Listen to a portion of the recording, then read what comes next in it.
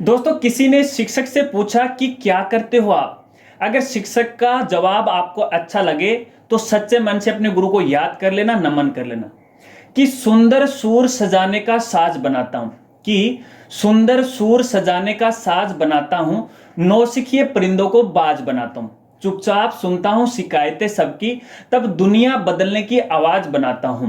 समंदर तो परखता है हौसले कश्तियों के, समंदर तो परखता है हौसले कश्तियों की, मैं तो डूबती ही कश्तियों का जहाज बनाता हूं। दोस्तों, आप सभी को इस राजगुरु जी की तरफ से शिक्षक दिवस की हार्दिक शुभकामनाएं और हार्दिक बधाई। मैं सबसे पहले मेरे परम पूजनीय गुरुजी सौ श्री बजरंग लाल कुमार जी का तहे दिल से नमन करता हूं, जो कि आज स्वर्ग में विचरण कर रहे हैं।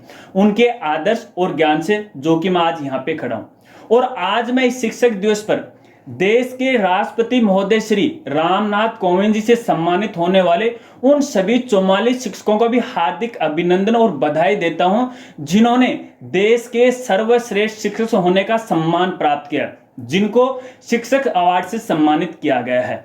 कि मंजिल उन्हीं को मिलती है जिनके सपनों में जान होती है, पंखों में कुछ नहीं रखा, हौसलों में उड़ान होती है। दोस्तों, आज मैं आपको शिक्षक की महिमा के बारे में बताने वाला हूं। इस वीडियो को देखने के बाद आपको बहुत कुछ सीखने को मिलेगा। शिक्षक को लेकर कुछ कहानियां भी आपको बताने वाला हूं, बिल्कुल देसी भाषा में। वीडियो को लास्ट तक आप देखिए। दोस्तों, आज 5 सितंबर है और 5 सितंबर को शिक्षक के सम्मान में शिक्षक दिवस है वो मनाया जाता है।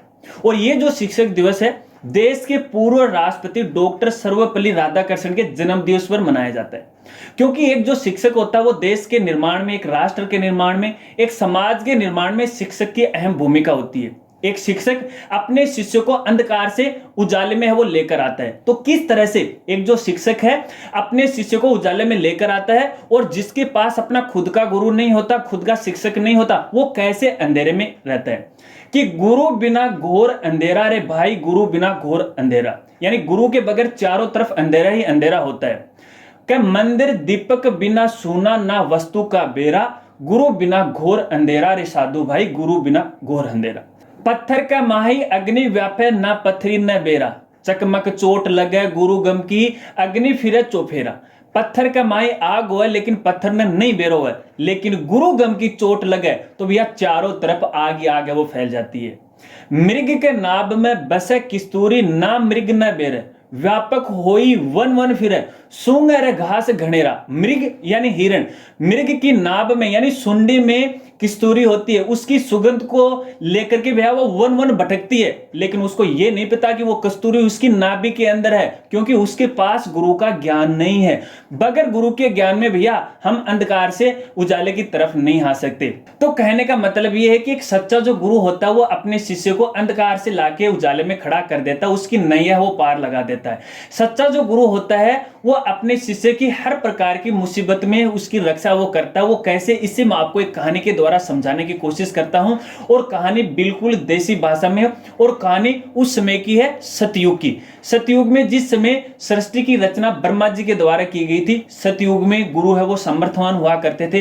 वो अपनी अंतर आत्मा से अपने शिष्य पे आने वाली समस्या को भांप लेते थे और समस्या का समाधान वो कर देते थे। वो कैसे, एक देसी भाषा में कहानी वो सुनी। एक गुरु और चेला था, वो घूमते घूमते किसी नगरी में वो आ गए।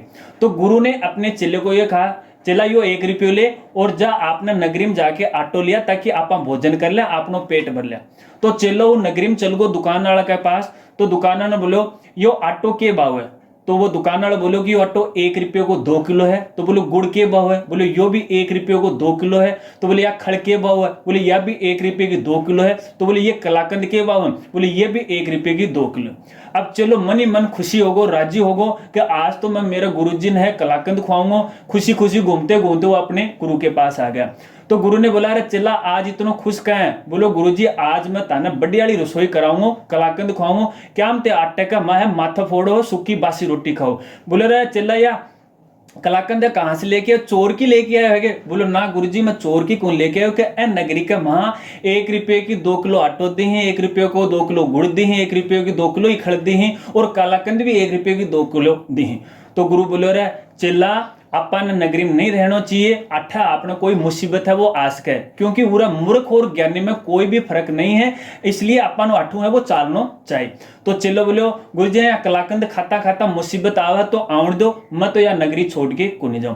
बार बार निवेदन करने के बाद भी जो चेलो है वो भैया को नहीं मानो, तो लास्ट में गुरु जी ये बोलो कि भाई मैं तो चालू हूं, और चेला जब भी तेरे पे कोई समस्या आ जा तो मैंने जरूर याद कर ली। कई दिन बीत गया, चेलो है कलाकंद खा खा के मोटो तगड़ो हो। और एक दिन क्या हो कि वो नगरी के वहां एक सुखिया नाम करके एक चौधरी रहते तो वो चौधरी की दीवार पड़ गई, और दीवार के नीचे दबके किसान को लड़को है वो मर को। अब किसान रोतो बिखला तो राजा का पास गयो, बोले महाराज मैंने न्याय चाहिए। तो राजा ने पूछी रे तने के न्याय चाहिए, क्यों होगो तेरे साथ? बोले वो सुखिया चौधरी की दीवार के नीचे दबके मेरो लड़को मर को। तो राजा ने यह कही कि तने जरूर न्याय मिलेगी, खून का बदले खून। तो बोले उन सुखिया ने बुला के लेके आओ। तो सिपाही ने आदेश दियो, तो सिपाही सुखिया वो चौधरी हो उन लेके आ गया। बोले रे महाराज क्या गलती होगी मारो? बोले तेरी दीवार के नीचे को लड़को दबके मर को, ए लिए तने फांसी वो दी जाएगी। तो बोले महाराज एम मेरी क्या गलती होगी, या तो दीवार चिन्हने वाले की गलती है? तो राजा ने यह कही, बोले उस मिस्त्री ने बुला के लाओ, वो दीवार चिन्हने है बुला के लाओ। तो वो मिस्त्री लेके आया सैनिक। तो बोले महाराज मेरे से क्या गलती हो गई? बोले तू है सुखिया की दीवार चिनी थी और दीवार के नीचे दबके किसान को लड़को मर गो, ए लिए तेना फांसी है वो दी जाएगी। तो वो मिस्त्री बोले कि महाराज अब मेरी क्या गलती है, हम तो जो गारो गोड़ो हो उनकी गलती है। तो राजा ने सैनिका ने आदेश दियो, बोले जाओ उन गारियों गोलने लेके आओ। तो वो गारियों गोलिनो लेके सैनिका आगा। बोले महाराज मेरी क्या गलती होगी? बोले एम मिस्त्री ने वह जब दीवार चीनी थी उनका माँ तू गारो पतलो गोल दियो, ए लिए बात दीवार पड़ गई, दीवार के नीचे ए किसान को लड़को दब के मर गो, ए लिए तने फांसी दी जाएगी। तो वो मेरी तरह दुबलो पतलो हाथ जोड़ के बोले महाराज जो भी तारो आदेश हो वो मेरे सिर माथा है, ते जो चाहो वही है। तो राजा ने जल्लादा ने आदेश दियो, बोली काल का फांसी है वो तोड़ दी जाए। तो क्या हुआ, अब अगले दिन जैसे ही वो जो जल्लाद थे वो गाड़ी के जब फांसी गालने लगे, तो मेरी तरह दुबलो पतलो तो वह फांसी उनका गढ़ में है वह को नहीं आई। तो तुरंत जल्लाद है महाराज के पास आया कि महाराज जो फांसी है वो गाड़ी के तो को नहीं आवे। तो महाराज ने तुरंत आदेश दियो कि भैया ए नगरी का मां जो भी मोटो तगड़ो है या फांसी जंग गढ़ में आवे उनका हवा तोड़ी जा। तो सैनिक है वो नगरी में निकल गया, घूमते घूमते दोपहर हो गई, और दोपहर के बाद वो गुरु वाला जो चेला वो मिल गया, बिल्कुल कलाकंद खा के हट्टा तगड़ा हो रखा था। और सैनिका ने पकड़ लियो, राजा के दरबार में पेश कर दियो, और बोले महाराज मेरे से क्या गलती होगी? बोले रे यह जो फांसी है गारिये का तोड़नी थी, लेकिन गारियो बिल्कुल दुबलो पतलो है और यह फांसी के गले में है को नहीं आवे, ए लिए यह फांसी तेने दी जाएगी क्योंकि तू मोटो तकड़ो और यह फांसी तेरा फिट बैठा है। तो बोले महाराज अब मेरी क्या गलती है? लेकिन महाराज है वो कौन मानी। तो चेला ने यह सोची कि यार जो अपना गुरुजी जो बात कही थी कि ए नगरी का महा मूर्ख और ज्ञानी में कोई फर्क नहीं, जो मुसीबत आने की थी वह आज मुसीबत आ गई। तो चेला ने सच्चे मन से अपने गुरु ने याद करो, उसी अपने वाले गुरु को। तो गुरु है वो चल के वहां पे आ गया। अरे चेला की बात होगी, तो चेला ने पूरी कहानी है गुरुजी ने सुनाती। तो गुरुजी ने चेला के कान में एक बात कही कि या मैं यह बोलूं कि या फांसी है कना तो तू किए कि मैं लूंगा, और मैं कहूंगा या फांसी है मैं लूंगा। तो दोनों आपस में बतला लिया। तो कना तो गुरु यह कहे कि या फांसी मैं लूंगा, कना चिल्लो कहे मैं फांसी मैं लूंगा, और दोनों फांसी की बात लेके आपस में लड़ा लगा। तो सैनिक और जल्लाद सोचा यो के लफड़ो है कि यार फांसी खातर तो कोई आया करे ही को नहीं। तो तुरंत वो राजा के पास गया कि महाराज बठे एक और मोड़ आगो है और दोनों फांसी खातर लड़े। तो वो महाराज है वो गुरु और चिल्लकन आगो रहे फांसी खातर आया कहे लड़ो आया, तो लड़ता कोई कहना हमने देखो ही को नहीं। आज के बात है फांसी में इसी के बात है जो ते आपस में फांसी ले रहे हो। तो गुरु ने ये कहा कि ए टाइम में जो फांसी लेवगो उन 3 लोगों को राज है वो मिलेगो। तो महाराज ने यह कही कि या फांसी तू भी रहने दे और या फांसी तू भी रहने दे, या फांसी तो मैं लूंगा।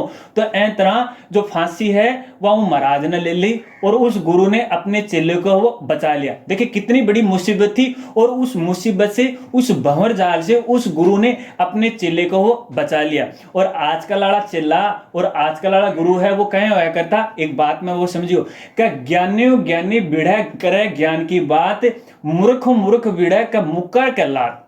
यहाँ पर एक छोटी सी बात और समझाऊंगा कि आजकल वाला जो गुरु और चेला हुआ कहीं क्यों है। एक गांव में एक गुरु आगो, तो मेरी तरह एक दूसरा आगो कि महाराज मैंने भी तारो चिल्लो बना लो, चिल्लो बनाने को कहते रुपया लिया करो। तो वो गुरु बोलो कि मैं 51 रुपया लिया कर रहा। तो वो चिल्लो ने बोलो कि 51 की बजाय मेरे को 101 रुपया ले लो, लेकिन तारो मैंने चिल्लो बना लो, और चिल्लो नहीं बनाओ तो कुछ छोटो मोटो मुँह है वो बना लो। तो गुरु जी ने उसको चेला अपना बना लिया। अब शाम को वक्त होगो, बरसात को मौसम हो रहा, तो दोनों गुरु और चेला कुटिया का मां सोया हुआ था। अब गुरु कणातों तक के चेले पर, चेलो तक के गुरु पर। तो गुरु ने अपने शिष्य की परीक्षा लेने की पूरी पूरी कोशिश की और कहा कि भाई जा रहा चेला बाहर न जाके यह देख क्या कि बरसात होने की थी, बरसात हो रही है को नहीं हो रही। तो चेलन जवाब दियो गुरुजी ने सुते सुते हुई कि गुरुजी महाराज के बाहरों एक बिल्ली आई है, या पर हाथ फेर के देख लो कि ये अगर गिल्ली है तो बरसात हो रही है, अगर यह सूखी है तो बरसात को नहीं हो रही। तो गुरु सोचे यार ये तो कानी हवा काट दी, तो यार ये तो उठो ही को नहीं, अब कर अब कन उठना पड़ेगा। थोड़ी देर बाद में गुरु ने चले एक बार और कही, अरे चेला यो दीपक है अन बुझा दे ताकि आपा सो जाओ। तो चेले ने वापस जवाब दियो कि गुरुजी ते तारी आंख हवा मेच लो, तार का अंधेरो ही हो जाओ। अब गुरु सोचो यार ये तो अच्छी कहानी काटूगो। अब तीसरी बार गुरुजी ने प्लान बनायो कि अब की बात में चेलन खड़ो ही होना पड़ेगा, अब का यो क्या करोगो। तो लास्ट में गुरुजी ने चेलन बोलियो, अरे चेला अपनी कुटिया को जो दरवाजो है वो बंद करा ताकि आप आराम से सो जाओ। तो भैया वो चेलन ने जवाब दियो अपने गुरुजी ने कि महाराज मैं 2 काम सुता सुता कर लिया, एक काम तो थे खड़ा होके ही कर लो। तो देखिए दोस्तों, इस तरह से आजकल के गुरु हैं और शिष्य हैं। लेकिन दोस्तों फिर भी मैं उस शिक्षक का सम्मान करता हूं, हार्दिक अभिनंदन करता हूं जिन्होंने इस देश के विकास में, इस राष्ट्र के निर्माण में, इस समाज के निर्माण में अपनी अहम भूमिका निभाई है। लेकिन दोस्तों यहाँ पे चलते चलते एक बात और मैं कहूंगा, अगर हमारा सबसे पहला कोई गुरु है तो वो हमारी माँ है, क्योंकि हमने जो कुछ आज सीखा है वो हमारी माँ से सीखा है। तो चलिए उस माँ के लिए मैं यहाँ पे आपको 2 लाइनें हैं वो कहना चाहता हूँ या फिर सुनाना चाहता हूँ कि ना अपनों से खुलता है ना गैरों से खुलता है, ना अपनों से खुलता है ना गैरों से खुलता है, ये जन्नत का दरवाजा है, सिर्फ मेरी माँ के पैरों से खुलता है। उस माँ को सादर नमन, सादर प्रणाम करता हूँ। देखिए दोस्तों, माँ के बारे में आप अच्छी तरह से जानते हैं, अगर हमारा सच्चा जो गुरु है वो सिर्फ हमारी माँ है, उसने हमें जन्म दिया है, उसने हमें चलना सिखाया है, उसने हमें बोलना सिखाया, उस माँ के लिए एक बार फिर से मैं नमन करता हूँ। तो दोस्तों आज इस शिक्षक दिवस पर आपको बस मैं इतनी ही बात, इतनी ही कहानी आपको मैं कहना चाहूँगा। बताना आज की वीडियो और ये कहानी आपको कैसे लगी, और आज वाली जो भाषा अपनी राजस्थान है या ताना की सीख लगी, कमेंट करके राय है मुझे जरूर देना। अगर वीडियो जानकारी आपको अच्छी लगी हो तो इस वीडियो को लाइक कर देना और शेयर कर देना, और चैनल पर अभी तक नए हो और अभी तक चैनल को नहीं सब्सक्राइब किया है तो चैनल को जरूर सब्सक्राइब करना, बेल आइकन है उसे भी दबाना, और नोटिफिकेशन है उसे भी ऑन कर लेना, ताकि इसी प्रकार की नई नई वीडियो की जानकारी है वो आपको मिलती रहे।